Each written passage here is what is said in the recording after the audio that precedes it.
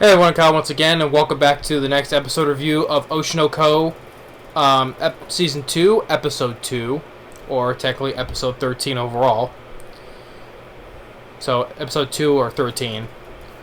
And after the ending with the author of the manga that's being adapted into the stage play, right, she comes and visits, right, and all of a sudden, I want the whole script redone. Not one part, but the whole entire script, and that just kind of leaves everybody in, you know. Now, how it starts off. Now we're getting into this whole thing. Like, okay, with the first season, we are getting to the first season. We got like the understanding of what the idol business, and then later when in the acting business, right?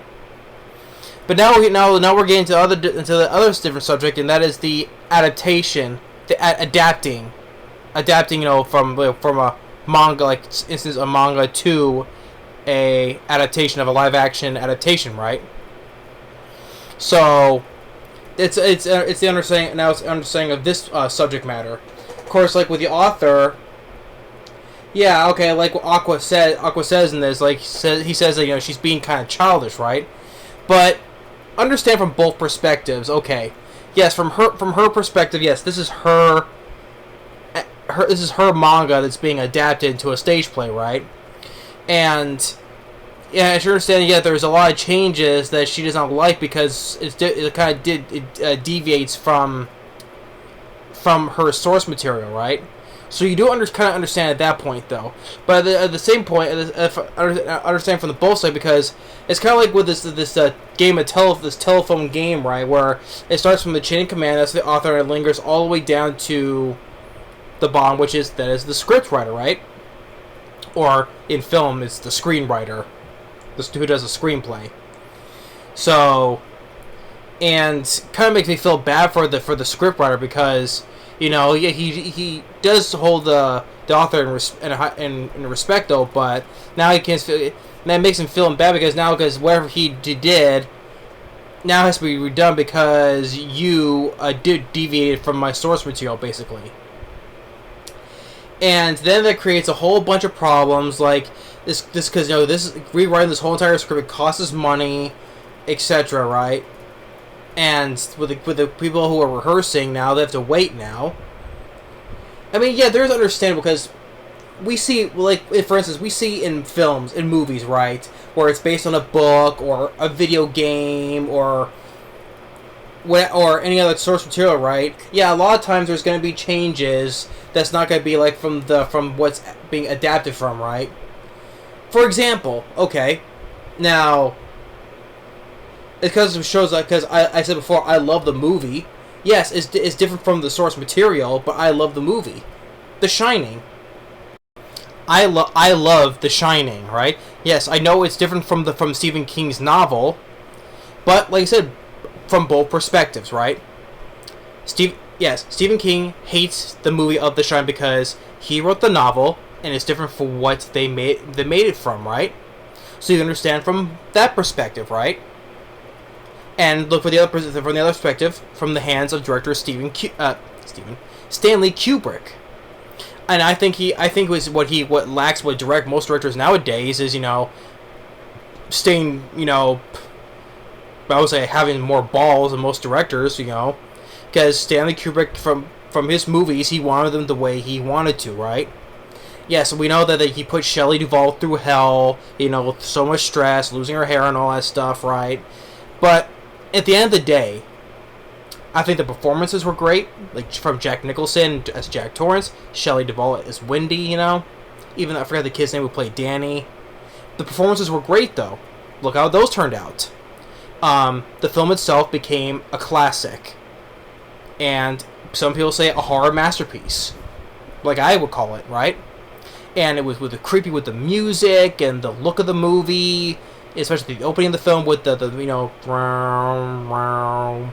or just the rest of the location, the hedge maze, and the whole weirdness of the hotel, right?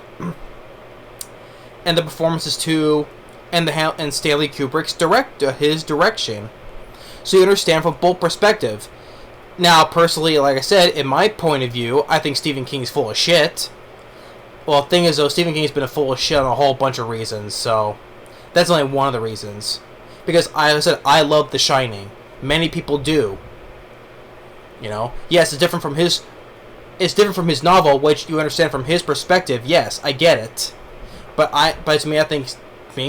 Like, he's been wrong a whole bunch of things. Like, to me, I love Maximum Overdrive. He hates his own movie of Maximum Overdrive. I love Maximum Overdrive. Okay, I think it's a very fun, underrated movie. Like I always say, like, good cast, like Emilio Estevez, yes. Or Green Goblin Truck, enough said, right? And kick-ass music by AC/DC.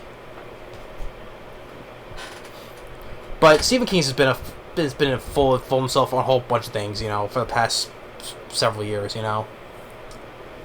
Sometimes he needs to get off his high horse, you know. But that's in my opinion. But the point is, I'm trying to say, like, okay, understand from this author's perspective, right? And with the screen, from the other side, from the script writer, right? So this whole game of telephone, that's what's the name of this episode. It's like, you know, it's just like, okay, now all of a sudden she wants to get her hands in. She wants to do the script herself, right?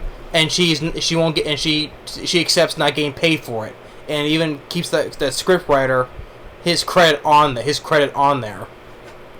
And just, you know, I just felt bad. I just feel bad for the script writer, you know, because yeah, okay, if it does come, the stage play is gonna be to a lot of people who probably hasn't read the source material, like me, right? If I see an adaptation, say from a manga, right, or other stuff, right, for all I know, I haven't read the source material or even played the game, right? I just go try to watch it as a fun movie. Or same thing with this stage play, right? Probably some people there was probably some people who wanted to see it as a play, right?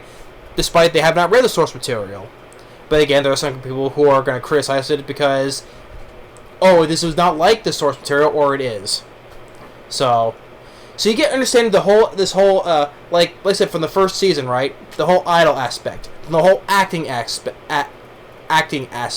Here it's the adapting source material aspect, right? So you understand from both perspectives, which anime doesn't delve deep into, you know, like what this show does, right? Which that kind of makes it very interesting in that way, you know, which is one of the things I like about Oshi no Ko. But because Oshi no Ko has some good things going in the last season, right? Here with season 2 already, with episode 2 or 13. With this whole adapting situation, it's been pretty good, you know. I mean, of course I was looking forward to the second season, but this episode 2 was great nonetheless, though. So now they're going to redo this whole entire thing with the limited time that they have. They say it's going to be like a couple of weeks for the stage to premiere, right? And everyone has to memorize their lines and yada yada, right? But you understand from both sides of the parties. So, yeah. But like I said, there's, like they said, if someone adapts, like I said, with Stephen King's perspective, right? I understand his perspective. To me, I think I'm siding with the Stanley Kubrick side, right? But like I said, Stephen King has been full of himself for quite some time. I mean, he praises the reboot of the It remake. The part 1 and part 2. Sorry. The shit movies were shit. I just go watching the miniseries with Tim Curry. Tim Curry is much better Pennywise than Bill Skarsgård is, because of that, Bill Skarsgård is now getting freaking everywhere now. Like, he's like the next Sam Jackson, right? He's just appearing in a bunch of everything now. Or even with Dwayne Johnson at the time, he's been appearing in a bunch of everything too. It's like, I can't miss you if you don't go away. But Sam Jackson has been much better actor than Bill Skarsgård is. But the thing is, I just rather watch the 1990 miniseries with a better cast and better Pennywise. Yeah, people make fun of that ending of that miniseries, and yet people praise the ending of the rebooted one. Sorry, just by him, the people don't like the whole spider aspect. But you know what? it's a good practical effect, and I think it's much better than them just killing it, like ripping its heart out, rather than the new reboot where they're just calling him names and make him shrink down to a tiny little Pennywise and defeating him by making fun of him. To me, that's freaking stupid. Okay, yeah, people praise that ending, and yet people call the other one laughable. No, I'm sorry, that is laughable and silly. Yeah, that's a Pennywise we wanted to see, right? See, this is the thing. It's different sides of the perspective, right?